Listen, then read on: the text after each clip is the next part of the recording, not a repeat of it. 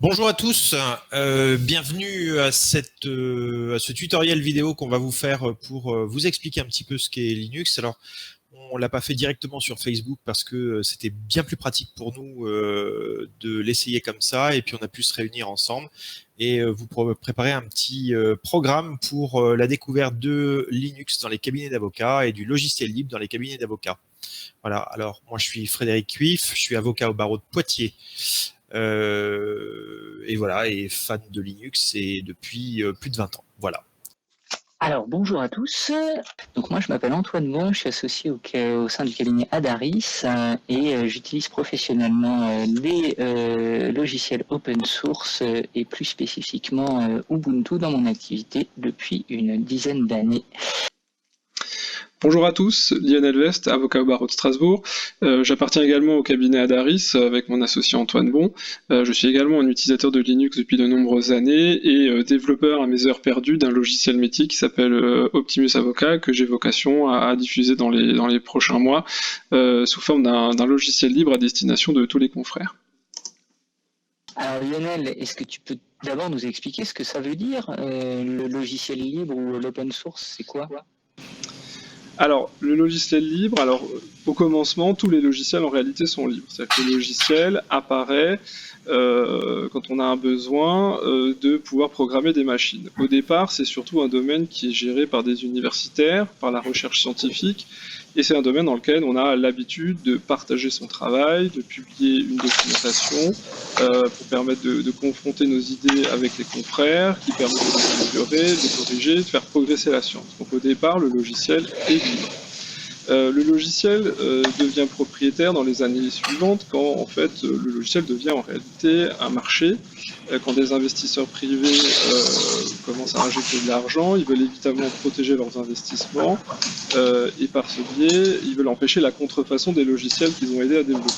Pour ça, ils mettent en place un certain nombre de restrictions d'usage de ces logiciels. C'est ainsi que par exemple dans les logiciels propriétaires, vous n'avez pas le droit d'accéder au code source qui fait fonctionner le logiciel. Il en découle que vous ne pouvez ni le modifier, ni voir comment il fonctionne, et que l'utilisateur n'a pas non plus le droit d'en faire des copies. Donc on oppose souvent effectivement le logiciel libre au logiciel propriétaire. Donc un logiciel libre en définitive c'est quoi? Un logiciel libre c'est un logiciel dont le code source est accessible à tout le monde. Ça veut dire que c'est un logiciel qu'on peut facilement télécharger, modifier, améliorer, et qu'on peut également auditer, c'est-à-dire regarder comment il fonctionne, voir quelles sont les fonctions qui ont été programmées, comment ça marche, est-ce que ça marche bien, est-ce qu'il y a des failles, etc. La seule obligation dans un logiciel libre, c'est que si vous le téléchargez, que vous en faites des améliorations, vous êtes obligé de redistribuer ces améliorations à la collectivité des autres développeurs et des autres personnes qui participent à ces projets et au public en général. Donc pour simplifier, le logiciel libre, philosophiquement, il est totalement opposé à une démarche logicielle propriétaire. C'est le logiciel libre, on est plutôt dans un esprit de partage, de liberté, d'audit, alors que dans le logiciel propriétaire, on est plutôt dans une approche commerciale de marché qui implique donc des restrictions d'usage et le secret du code source. Mais alors, en quoi ces logiciels libres ont un intérêt pour les cabinets d'avocats? Alors, en quoi les logiciels libres peuvent-ils constituer une opportunité pour les cabinets d'avocats? Alors, d'abord, il y a le constat de départ. Les logiciels de gestion de cabinet disponibles sur le marché, d'abord, ils coûtent cher. Ils engagent sur plusieurs années. Si vous faites le calcul du tarif des licences que vous avez payé tout au long de votre carrière pour votre logiciel métier, vous verrez que vous atteignez des sommes astronomiques. Ensuite, les logiciels propriétaires, ils imposent des prérequis. Donc il y a des licences payantes, mais il y a aussi parfois du matériel qui est imposé. Pour ceux qui utilisent par exemple LexisNexis, PolyOffice, vous savez qu'il y a un serveur que vous devez acheter chez eux, qui est équipé avec des licences Microsoft SQL Server. Avant même de commencer à payer la licence de leur logiciel propriétaire, vous payez toutes les autres licences qui équipent ce serveur qu'on vous impose. Ensuite, les logiciels propriétaires ne garantissent pas très bien la confidentialité de nos données. Ils sont pas non plus très transparents sur la récupération des données à l'issue du contrat. Pour ceux qui ont pu résilier des abonnements chez Jarvis ou chez CSIB, vous savez à quel point il a été compliqué pour vous de récupérer l'ensemble de vos données, de vos fichiers, pour pouvoir les réutiliser sur un nouveau système. Parfois, d'ailleurs, cette prestation de récupération des données est même payante chez certains éditeurs. Ensuite, les logiciels propriétaires communiquent assez mal avec les autres outils du cabinet, puisque leur utilisation, leur fonctionnalité n'est pas très documentée. Ces logiciels ne savent pas très bien communiquer non plus entre eux, ce qui est très différent dans le libre. Et enfin, les logiciels propriétaires sont développés par des sociétés qui sont très souvent assez peu à l'écoute des besoins des avocats. C'est pas vrai pour tous les éditeurs, mais ceux qui ont pu échanger avec le support technique de certains éditeurs se rendront facilement compte que effectivement les besoins des avocats sont pas très bien entendus. Notamment, on attend parfois pendant de nombreuses années qu'un éditeur daigne bien rajouter une fonctionnalité qui est pourtant essentielle à son logiciel. Mais Lionel, en termes de sécurité, c'est mieux Linux que Windows ou Apple ? Alors, incontestablement, Linux, en termes de sécurité, est beaucoup plus audité. Comme le code est entièrement libre, ça veut dire que n'importe quel développeur de la planète peut le consulter, peut vérifier comment il fonctionne, peut lancer une alerte s'il détecte une faille, et cette alerte va lancer la communauté des développeurs pour la réparer souvent le plus rapidement possible.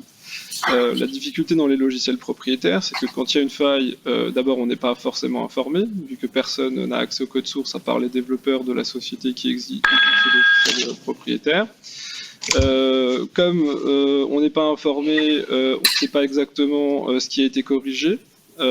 Pour ceux qui utilisent Windows, vous voyez assez régulièrement des mises à jour qui s'installent de force sur votre ordinateur. En réalité, vous ne savez pas ce qui corrige. Parfois, c'est des failles de sécurité très graves qui sont documentées de nulle part, dont Microsoft n'a pas parlé, qu'ils ont corrigées en secret. Dans Linux, tout est beaucoup plus transparent puisque les alertes sont publiées, les corrections sont publiées et tout le monde peut bien s'assurer que effectivement le nécessaire a été fait. Et les communautés, je me permets d'ajouter, mais les communautés qui corrigent le code, qui auditent le code, puisque le code est librement auditable et qui le corrigent derrière, sont des communautés qui sont qui sont présentes sur la planète entière, dans tous les pays d'Europe. Il y a des milliers et des millions de personnes plutôt qui participent à l'expansion du logiciel libre tout à fait bénévolement, parce que c'est leur passe-temps, parce que voilà. Et c'est comme ça que d'ailleurs c'est corrigé beaucoup plus rapidement et que le failles beaucoup plus rapidement, parce qu'il y a beaucoup plus de monde qui audite le code et qui le vérifie et le corrige au besoin. Il n'y a pas moins de failles ou de problèmes, mais les failles et les problèmes sont plus transparents et la communauté est plus réactive et il est plus facile de voir le travail qui est fait et de voir ce qu'il reste à faire comme travail que sur des logiciels propriétaires. Alors, néanmoins, il y a une sécurité qui est quand même accrue sous Linux, bien plus accrue. Si on doit schématiser les deux architectures, on a Windows, une grande bibliothèque. Si vous avez la clé de la bibliothèque, vous rentrez et puis vous pouvez prendre les bouquins et faire ce que vous voulez avec les bouquins. Alors que Linux est plus schématisé comme un millefeuille. C'est-à-dire qu'en fait, c'est une superposition de couches. Donc il y a d'abord le noyau et puis après il y a la connexion du noyau avec l'UEFI de votre ordinateur, c'est-à-dire le petit logiciel qui met en cohérence le matériel de base, et puis on vient comme ça sur différentes couches. Donc en fait c'est plus difficile quand même techniquement de passer et d'avoir des failles de sécurité sous Linux que sous Windows.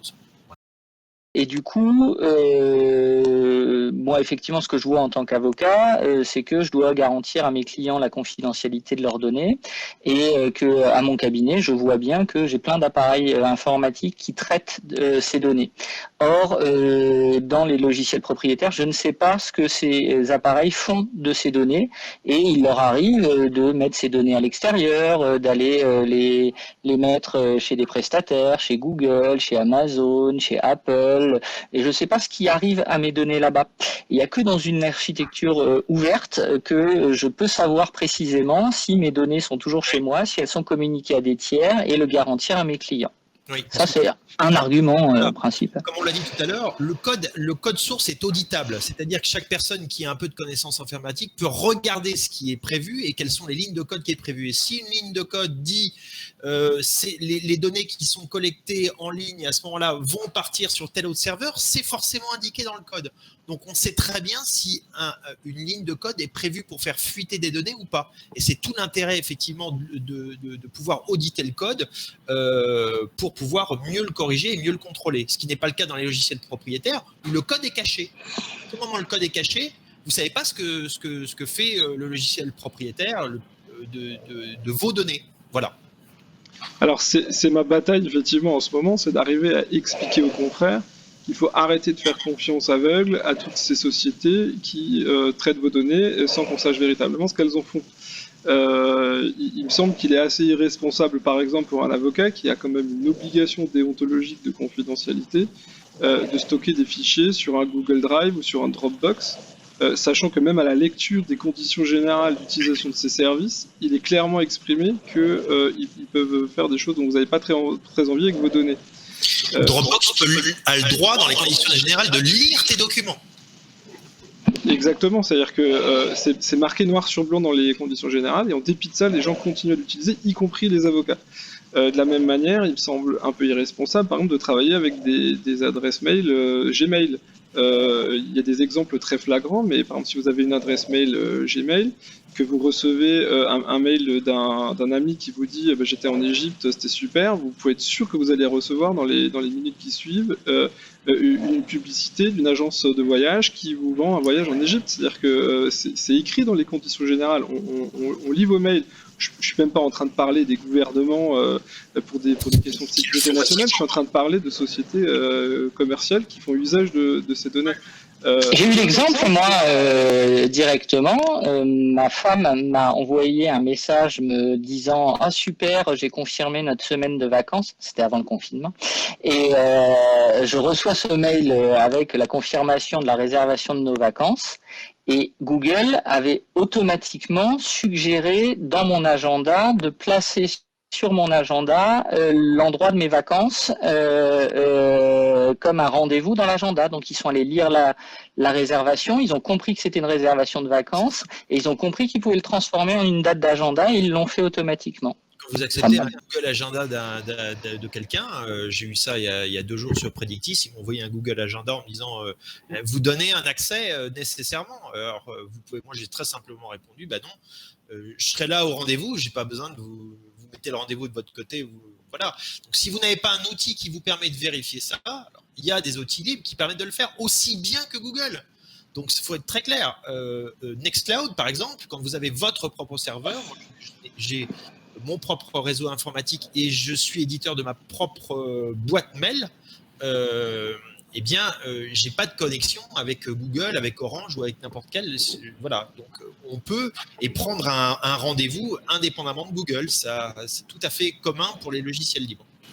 Alors pour compléter le propos sur le Google Agenda, une illustration qui va certainement parler aux confrères pénalistes, il y a quand même un exemple en France d'un client sous mandat d'arrêt qui va voir son avocat dans son bureau et qui est cueilli par la police à la sortie de son rendez-vous.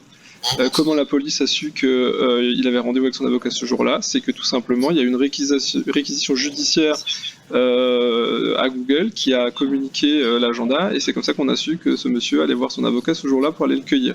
Encore une fois, c'est irresponsable pour un avocat de stocker ses rendez-vous sur ce type de plateforme. Toutes vos données. Monsieur Bismuth, lors des écoutes téléphoniques, quand il y a eu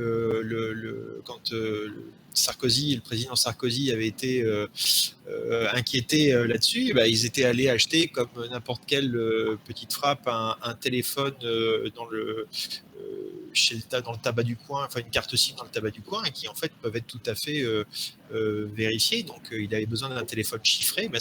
C'est le même raisonnement en fait dans les systèmes informatiques. Si vous ne chiffrez pas vos communications, si vous ne vérifiez pas un petit peu ce que vous avez comme données, à qui vous les envoyez, tout le monde peut y avoir accès.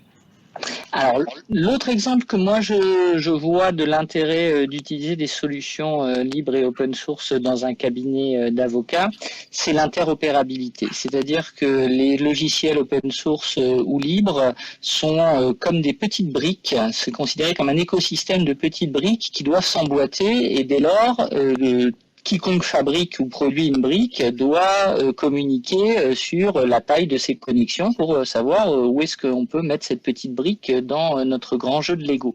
Et c'est un standard au sein de l'environnement libre. Alors pourquoi c'est intéressant? Parce que ceux qui utilisent des logiciels propriétaires, et notamment les avocats, se rendent compte que par exemple, si on fait appel à un éditeur et qui a un logiciel propriétaire, on l'utilise pendant quelques années, on est content, puis tout d'un coup on n'est pas content, soit parce que le logiciel n'est plus au niveau, ne fournit pas le service qu'on veut, soit parce qu'on a trouvé mieux ailleurs, et donc on veut partir et puis aller vers une autre solution. Et là, la question se pose de récupérer ces données. Et face à un logiciel propriétaire, vous avez généralement très très peu de garanties des données que vous allez pouvoir récupérer, alors que dans un logiciel open source, vous êtes sûr que les données sont documentées, sont interopérables, et que vous pouvez utiliser les données qui sortent d'un logiciel pour les utiliser dans un autre, ou l'inverse. Et ça, c'est très important parce qu'on ne se rend pas compte à quel point on peut être bloqué lorsque toutes nos données sont encodées dans un format propriétaire qu'on n'arrive pas à décoder. Je pense que les avocats se souviennent du logiciel Clior qui avait été développé, qui a été une catastrophe sur le plan commercial, et qui, malgré tout, il y avait des centaines de cabinets qui utilisaient Clior, et un jour Clior a dit bon ben voilà, terminé, on arrête de développer Clior. Et moi je me souviens, j'étais dans un cabinet en 2007-2008 dans lequel ils avaient Clior, et ça a été toute une difficulté pour récupérer leurs données, alors qu'avec le logiciel libre, il y a des standards. Ces standards sont définis par un consortium qui s'appelle le W3C. On décide que ces standards vont être diffusés et utilisés à travers la planète entière, et ça veut dire que le format que vous allez utiliser, c'est du format qui sera réutilisé, amélioré, mais qui sera réutilisé et qui va pouvoir être implémenté, évolué au fur et à mesure du temps, sans qu'il y ait de choses qui soient cachées. Voilà. Ouais. Et un des principes de base du fondateur de Linux, le fameux Linus Torvalds, un de ses motos, c'est "Don't break the user space". C'est une phrase qui a l'air d'être une phrase magique qui ne veut rien dire, mais elle explique beaucoup de l'intérêt qu'il y a à utiliser de l'open source pour un cabinet d'avocats, c'est-à-dire que toutes les petites briques de l'environnement libre développées sous cette philosophie vont s'interdire de faire en sorte qu'une fonction qui marchait sous une version ne soit pas supportée par la version d'après. Ce qui veut dire que quand vous avez un logiciel qui accepte d'imprimer quelque chose, eh ben, la version suivante ne pourra pas vous priver de l'utilisation de cette fonction. Et donc, vous êtes quasiment certain, à 99,999%, que vous n'aurez aucune mise à jour qui vous interdira d'utiliser une fonction que vous utilisiez avant. Et ça, c'est pas le cas dans le cas des propriétaires. Tout à fait. Vous pouvez retrouver cette question-là sous Wikipédia sous le titre compatibilité ascendante et descendante, voilà, qui fait que effectivement c'est ce qu'on appelle la rétrocompatibilité, c'est-à-dire la compatibilité d'un produit vis-à-vis de ses anciennes versions ou de ses versions plus récentes. Effectivement, pour illustrer le propos, si vous aviez un vieux Word 2002, eh bien, vous n'allez pas pouvoir lire un document qui aurait été édité par votre confrère qui a Word 2020. Je ne sais pas si ça existe Word 2020, mais en tout cas, c'est l'idée. Alors, effectivement, mais alors, on en revient à ce que je disais en introduction, c'est que la démarche libre, open source, il y a un esprit universitaire, c'est-à-dire qu'on documente tout. Quand on crée un format de fichier, on le documente pour que tout le monde puisse l'utiliser, le réutiliser, et ça c'est extrêmement important. Et là je lance un appel s'il y a par hasard un membre du CNB qui nous écoute.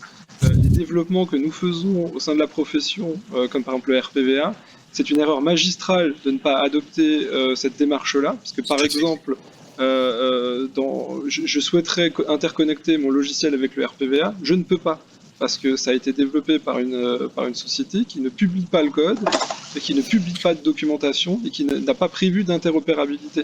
Et alors que c'est un logiciel qui a été financé avec nos cotisations, la moindre des choses, ce serait qu'on puisse nous-mêmes pouvoir le réutiliser comme on a envie. Or là, non, on est obligé de passer par des systèmes propriétaires, et par exemple, Cecib paye une licence pour utiliser le RPVA, et moi, si je veux développer une fonctionnalité qui est équivalente à celle d'un Cecib, je ne peux pas, je suis obligé de payer, ce qui est absolument anormal pour un système qui a été développé par la profession, pour la profession. Exactement, avec les cotisations qu'on paye. Donc, malgré tout, il faut quand même le rajouter pour pas que ça inquiète nos auditeurs. Nous avons le RPVA et nous utilisons tous le RPVA sous Linux. Et c'est pas forcément sous Windows. Moi, je suis intégralement sous Linux. J'ai accès au RPVA, j'ai accès à IACT, mais ça a été effectivement, codé avec les pieds. Ça a été très mal fait. Moi, j'ai dû payer une société pour effectivement me permettre de faire fonctionner IACT sous ma distribution, c'est-à-dire sous mon système d'exploitation Linux, parce qu'effectivement, ça devenait très compliqué parce que le paquet Almeris, développé par la société Almeris, avait été extrêmement mal fait. Voilà. Donc malgré tout, on a bien accès au RPVA, mais à chaque fois, il n'y a pas de support qui est assuré par le CNB. De même que le cloud des avocats qui a été mis en place par le CNB, c'est sur la plateforme OXchange. OXchange est une plateforme de logiciels libres. Et pourtant, moi, sous Linux, j'ai un connecteur OXchange. Je ne peux pas me connecter au cloud des avocats parce que le CNB refuse de me donner les codes d'accès qui me permettent de configurer mon VPN sous Linux. Ce qui est absolument aberrant en termes de sécurité, de logique.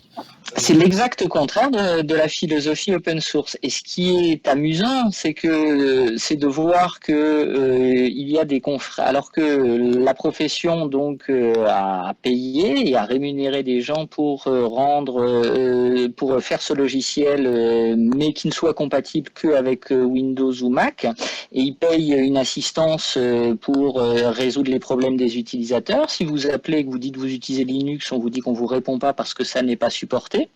Eh bien, malgré tout, vous pouvez chercher sur Internet et vous trouverez des forums, des gens qui répondent à vos questions, des gens qui vous aident, et même une page wiki Ubuntu qui vous donne toute la procédure pour installer votre RPVA.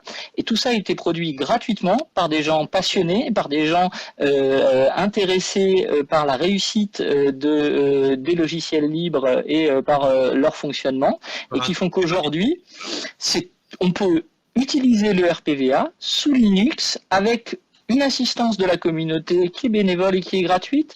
Tout ça ne coûte rien et marche tout aussi bien.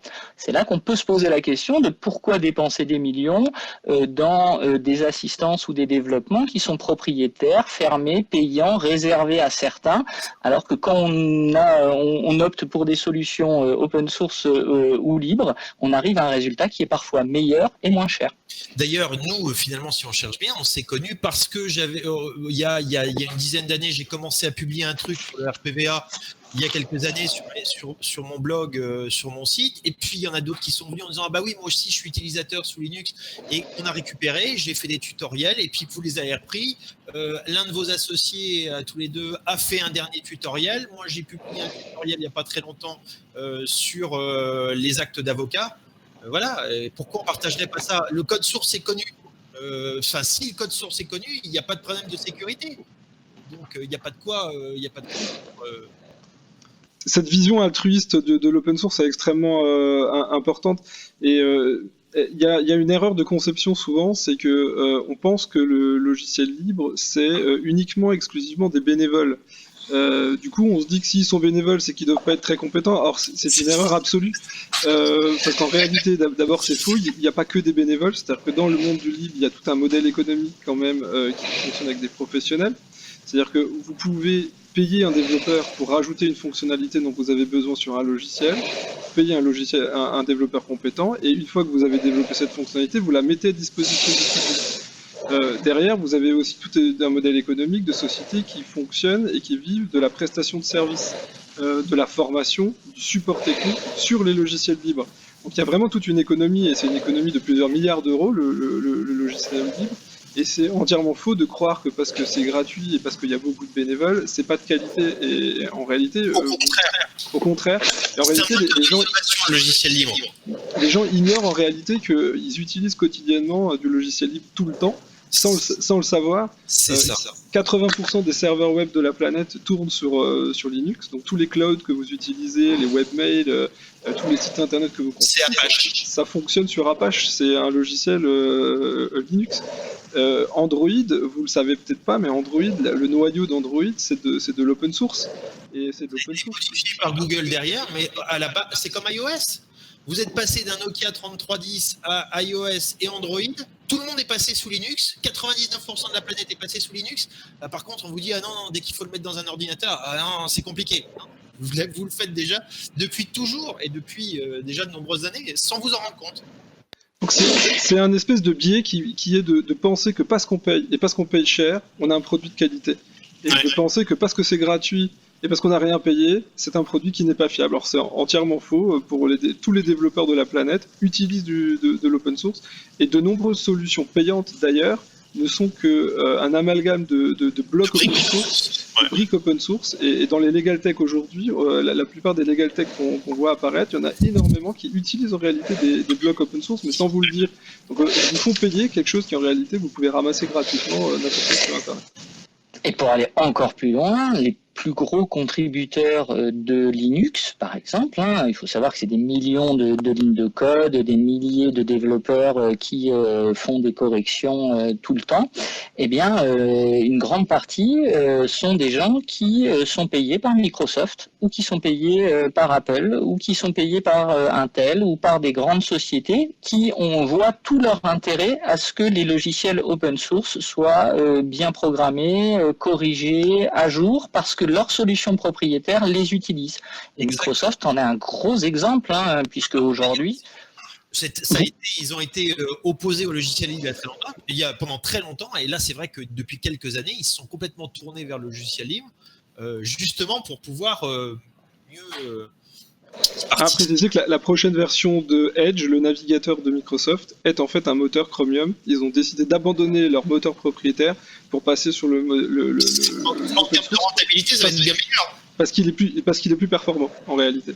Alors il y a un autre endroit aussi où le logiciel libre est très présent et où les gens s'en rendent pas compte, mais tous les logiciels embarqués dans le matériel, dans vos imprimantes, dans vos voitures, dans les avions, dans les sous-marins nucléaires, etc. C'est du Linux. Pourquoi ? Parce que c'est plus sécurisé et que c'est très minimaliste. Donc on arrive très facilement à le faire fonctionner sur des petites puces qui contiennent très peu de mémoire. Donc vos montres connectées, vos téléphones, tout ça fonctionne en réalité sous Linux. Vous vous en rendez pas compte, mais en fait Linux est archi présent partout.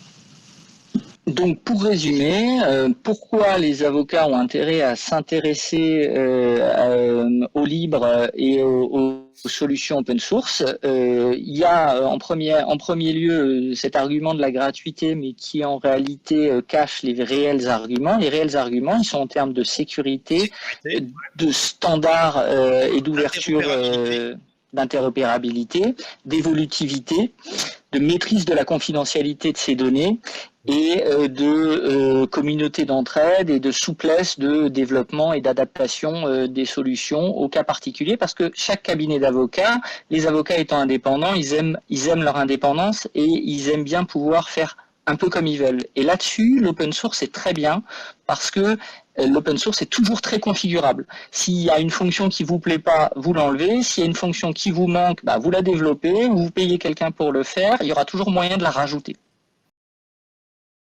Pour un cabinet d'avocats, c'est quoi les logiciels qui sont utilisés et où on peut se poser la question de l'intérêt de passer à du libre? Est-ce qu'il y a des équivalents au RPVA, à Outlook, à Word et à tous les outils qui peuvent être utilisés dans les cabinets d'avocats dans le monde du libre? Alors, je vais répondre à cette question. Alors, l'offre de logiciels libres est extrêmement complète. C'est vrai que souvent les gens s'en rendent pas compte, mais en réalité, tous les logiciels propriétaires qui existent sur le marché, vous avez aujourd'hui quasiment un équivalent qui existe en logiciel libre. En tout état de cause, pour un cabinet d'avocats, vous avez à votre disposition, me semble-t-il, l'ensemble des outils nécessaires pour faire tourner un cabinet d'avocats. C'est d'ailleurs ce qu'on fait chez nous. Vous avez d'abord un système d'exploitation libre qui existe, qui s'appelle Linux. Donc vous pouvez remplacer votre Windows ou votre macOS par Linux. Vous avez ensuite une alternative à la suite Office de Microsoft qui s'appelle LibreOffice, qui, me semble-t-il, a véritablement les mêmes fonctions. En tout cas, 99%, vous allez retrouver les mêmes fonctions que dans un Microsoft Office. Vous avez les clients mail, vous pouvez remplacer Outlook par Thunderbird, qui est un logiciel libre. Vous avez des solutions de partage de fichiers, vous avez un navigateur, Firefox, Chrome, Chromium, qui sont des logiciels libres. VLC Media Player, que certains connaissent par exemple pour lire les vidéos, la musique sur Windows, est un logiciel libre qui existe aussi sur Linux. Donc vous avez vraiment tout le nécessaire pour faire fonctionner un cabinet d'avocat.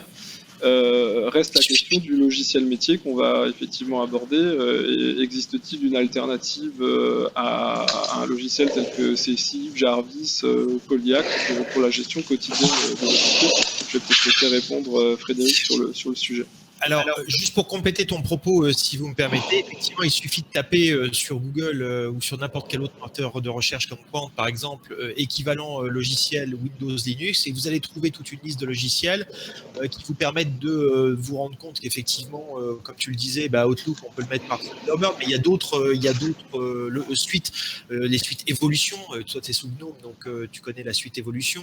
Il y a la suite Contact. Moi, je suis sous KDE, j'utilise la suite Contact qui comprend donc les agendas, les mails, les news, les flux RSS, les tags, les post-it. C'est exactement le même fonctionnement. Il y en a qui se posent la question parce que, même si dans les cabinets c'est pas très représenté, mais Photoshop, on a GIMP. Sur Vidéo, Microsoft, on a Dia. 3D Studio Max, ça peut être Blender. Voilà. Donc, il y a vraiment un équivalent partout. La seule différence, c'est qu'effectivement, c'est pas les mêmes menus, c'est pas disposé pareil. Il faut juste se refaire un petit peu au format entre guillemets du nouveau logiciel. Mais le gros avantage quand même des logiciels libres, c'est que les formats sont interopérables. Ça, je pense que c'est un élément sur lequel on doit insister. L'interopérabilité, c'est le fait de pouvoir lire un document quelle que soit sa plateforme. C'est-à-dire que moi, j'envoie aujourd'hui, j'édite un document sous LibreOffice, je le transforme en PDF. Le PDF, je vais l'envoyer à un utilisateur de Linux, un utilisateur de Windows, un utilisateur de Mac. Tout le monde va pouvoir le lire, le format PDF. C'est un format interopérable. Alors que le point doc, c'est pas du tout un format interopérable, il est compatible qu'avec lui-même. Et d'ailleurs, il est proscrit dans le référentiel général d'interopérabilité, alors que le format Open Document de LibreOffice est lui parfaitement accepté. Et sous RPVA, d'ailleurs, vous pouvez envoyer vos documents depuis l'origine directement au format ODT, c'est-à-dire Open Document de LibreOffice, ce que vous ne pouviez pas faire. Ils ont adopté une moulinette pour ceux qui envoient du Windows et du Word régulièrement. Excuse-moi, je l'ai complété un peu longuement, mais c'est assez. Mais alors, les logiciels métiers dans tout ça, il y a des équivalents open source, Accessible, Jarvis, Polyacte, Lionel? Alors, je vais répondre sur le sujet. Alors, effectivement, Frédéric, lui, a mis en place une espèce d'environnement de travail sous Linux qui s'appelle LeasyLex, qui est une première alternative open source, et je vous invite on va mettre le lien vers sa solution dans les commentaires de la vidéo, je vous invite à la consulter. Et de la même manière, nous on a développé une autre solution qui s'appelle Optimus, mais qui en réalité est assez complémentaire de celle développée par Frédéric. Alors, pour vous faire l'historique d'Optimus, c'est un logiciel qu'on a développé en interne dans notre cabinet Adaris depuis 10 ans, qu'on utilise quotidiennement. On est 10 associés, ça gère la gestion des dossiers, des clients, de la facturation, la comptabilité, du partage de fichiers, les mails, la génération de documents, la visioconférence, il y a vraiment beaucoup de fonctionnalités. Et l'année dernière, on s'est dit c'est vraiment dommage, on a passé beaucoup de temps à développer ce logiciel, il est très utile dans notre cabinet, pourquoi on ne le mettrait pas à disposition de tout le monde? Donc là, on est en train de lancer une démarche de publication du code pour le transformer en un logiciel libre, pour rejoindre effectivement cette communauté d'utilisateurs de logiciels libres. Donc très bientôt, ce logiciel sera à disposition de tous les utilisateurs. Là, les premiers testeurs sont en train de commencer à l'utiliser. Je pense qu'en fin d'année ou au plus tard en début d'année prochaine, n'importe quel avocat pourra télécharger ce logiciel et l'utiliser pour ses besoins. Donc on commence à présenter une alternative sérieuse à des logiciels de gestion comme Cecib, Jarvis, Polyact, etc. Le seul point sur lequel je pense qu'on n'a pas encore atteint le même niveau, c'est la génération de documents à partir de modèles d'actes.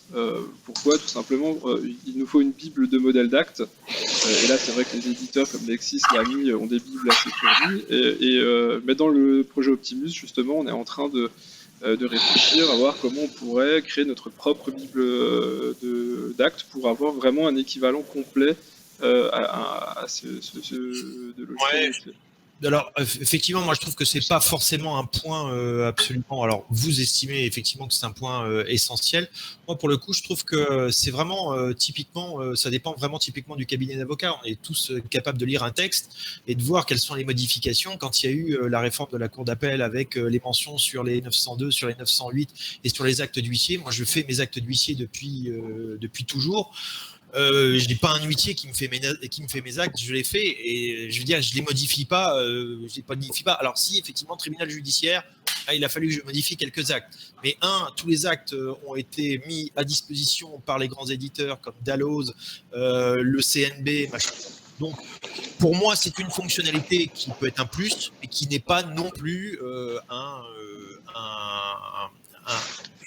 un prérequis, sachant qu'en plus, il y en a qui font du conseil et qui ont vraiment des problèmes avec les solutions actuelles comme Cecib, qui ne fournit pas toujours les actes comme certains les souhaitent. Donc, ils sont obligés de faire des modifications.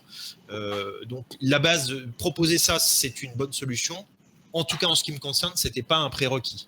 Pour moi, c'était vraiment de pouvoir gérer les mails, les agendas, d'avoir tout ça sur mes terminaux, que je sois hors ligne ou en ligne. C'est-à-dire que nous, au tribunal judiciaire, ça passe pas. Il n'y a pas de téléphone portable qui passe. Et à partir du moment où j'ai eu 3 minutes avant une connexion, j'ai tous mes accès comme si j'étais en direct. Donc ça, c'était pour moi plus important. L'autre différence que moi j'avais vue entre les deux solutions, c'est que de ce que j'ai compris, Optimus marche dans un navigateur, ce qui veut dire qu'on peut l'utiliser depuis n'importe quel système d'exploitation. Et l'EasyLex, j'avais l'impression qu'il fallait quand même avoir du matériel sous Linux, mais est-ce que c'est vrai? Je me trompe, non? Alors non, effectivement, en fait, l'EasyLex est bâti tout d'abord sur une suite cloud qui s'appelle Nextcloud, qui est un éditeur allemand qui fait ça, qui est très connu puisqu'il est aujourd'hui diffusé dans l'administration. Ils sont en train de diffuser ça massivement dans l'administration française. Donc ça, c'est le moteur. Vous l'installez sur un serveur qui n'est pas chez vous, que ce soit, alors évidemment, un serveur de préférence Linux Debian, j'allais dire, c'est, ou toi, vous direz Ubuntu si vous préférez Ubuntu, mais voilà. On est sur Debian. Voilà, sur la base, effectivement, c'est un serveur extérieur. Et derrière, on a installé ça chez un confrère de Rouen, Guillaume Besto. Il n'a pas pris l'interface Linux qui allait derrière. Il est resté sous Windows, mais il a pris tout le fonctionnement Nextcloud en local avec l'installation des tâches, des contacts, des mails, etc. Et il a eu toute cette interface-là en restant sous Windows. Donc, en fait, moi, j'ai prévu une surcouche Linux supplémentaire qui vient se connecter comme vous, finalement, Mhm. qui vient se connecter comme vous, parce que je trouve que la Suisse Contact et l'environnement KDE est particulièrement favorable au développement, au travail en cabinet d'avocat. Parce que graphiquement c'est très agréable à regarder, beaucoup plus agréable que les clients qui sont sur des navigateurs. Mais voilà, c'est les mêmes fonctionnements entre vous et moi, c'est à peu près les mêmes Ok. fonctionnements et la même base. Donc on a deux solutions libres et open source qui peuvent être utilisées même par des cabinets d'avocats où l'utilisateur final est sur un terminal Windows ou Mac parce qu'il en a l'habitude. C'est ça, pas de souci. Est-ce qu'il y a des logiciels qu'on va être obligé d'abandonner si on veut utiliser les solutions libres ou basculer vers le libre? Lionel, tu veux répondre ou Oui, je vais répondre à cette question. Alors, le logiciel libre, est-il confondu avec Linux? En fait, c'est pas du tout le même concept. Linux, c'est un système d'exploitation. Donc c'est un équivalent d'un Windows ou d'un macOS. C'est le logiciel qui fait fonctionner votre ordinateur. Vous avez des logiciels libres, comme par exemple un traitement de texte, LibreOffice. Ce LibreOffice, il est compatible avec Windows et Linux. Vous pouvez parfaitement installer un logiciel libre comme LibreOffice sur Windows. Donc Linux n'est pas un prérequis indispensable. La plupart des logiciels libres fonctionnent a priori sur Windows. Les plus connus en tout cas, elles fonctionnent. Firefox, le navigateur, Thunderbird, VLC, client mail, VLC, voilà, fonctionne. Il y a aussi une version Windows. L'inverse en réalité est pas vrai. Les logiciels propriétaires, comme par exemple la suite Microsoft ou les logiciels Adobe, n'existent pas sur Linux. Donc si vous voulez passer sur une démarche de logiciel libre, en fait, il faut vous poser cette question-là. Il faut d'abord identifier les logiciels que vous utilisez quotidiennement dans votre pratique et vérifier si vous trouvez un équivalent libre à ce logiciel que vous utilisez. S'il y en a un, essayez-le, installez-le, testez-le. Si vous arrivez à vous débarrasser du logiciel propriétaire, conservez ce logiciel libre.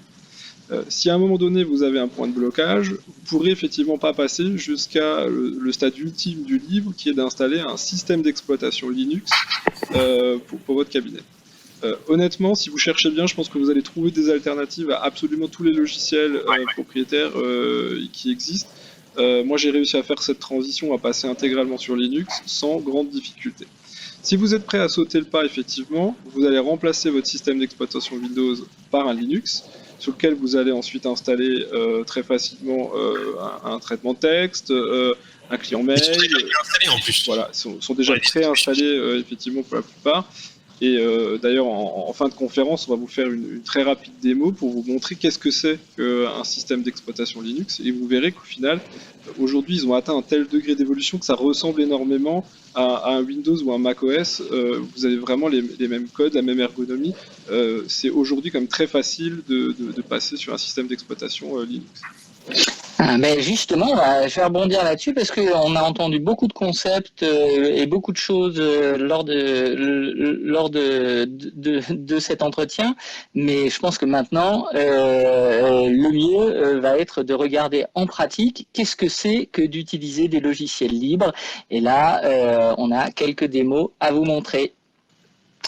Eh ben alors du coup, on va vous laisser sur les images de ces démonstrations et on vous dit à très bientôt. Alors pour finir, je vais effectivement vous faire une petite démonstration très rapide d'une installation sous Linux. Vous allez voir que c'est très similaire, très semblable à ce que vous pouvez connaître sur Windows ou macOS. L'ergonomie ressemble quand même énormément à ces systèmes d'exploitation. Donc vous voyez là par exemple, tout à fait classiquement, vous avez la page de connexion, vous tapez votre mot de passe et vous arrivez sur un bureau tout à fait classique qui reprend les fonctionnalités habituelles d'un bureau. Donc vous avez un menu avec les différentes applications, vous voyez effectivement toutes les applications installées que vous pouvez démarrer. Vous retrouvez le système de petites icônes qui sont au bas de l'écran pour accéder à vos logiciels principaux.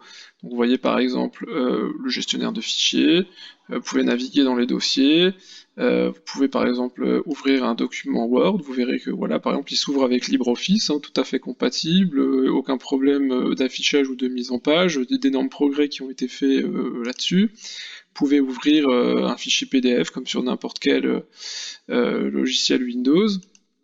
Vous pouvez par exemple naviguer sur Internet. Vous voyez ici j'ai Firefox installé, Chromium, qui sont deux navigateurs open source que vous retrouvez d'ailleurs aussi sous Windows.